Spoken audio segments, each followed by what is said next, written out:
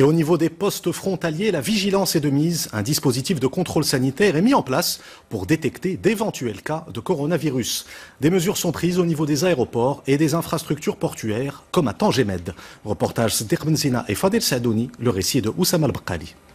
Au moyen de l'imagerie infrarouge, cet agent du contrôle surveille la température de toute personne transitant par le port de Tangemed.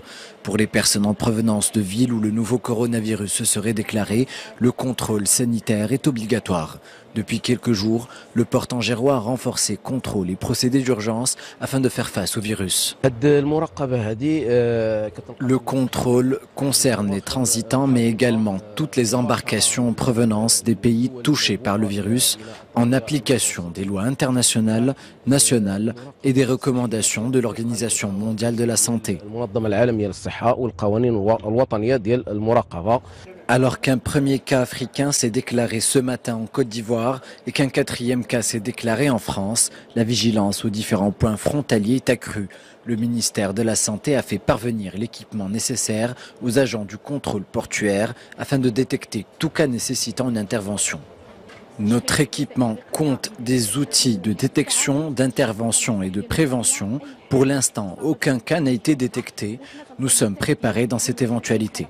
Ainsi, c'est tout un protocole sanitaire qui a été installé au port de Tangemed.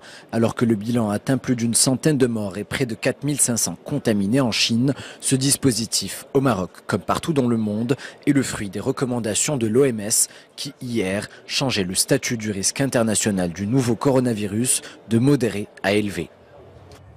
En Chine, le bilan de l'épidémie de coronavirus continue de s'élever. Le virus a fait 106 morts selon les derniers chiffres annoncés par les autorités chinoises. Au total, près de 4500 personnes sont contaminées, principalement dans la région de Wuhan.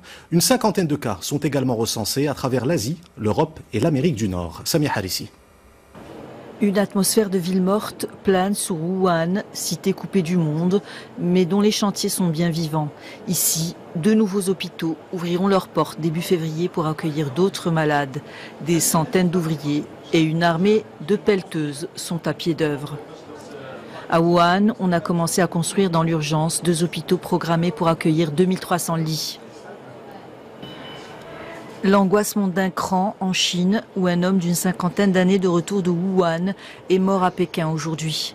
L'Organisation mondiale de la santé juge la menace élevée, 106 morts et 4500 personnes contaminées dans l'empire du milieu. Une cinquantaine de malades répertoriés dans le reste du monde.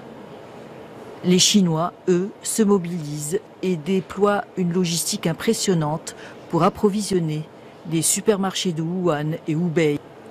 Les approvisionnements quotidiens sont de 3 à 5 tonnes, y compris pour les fruits et les légumes.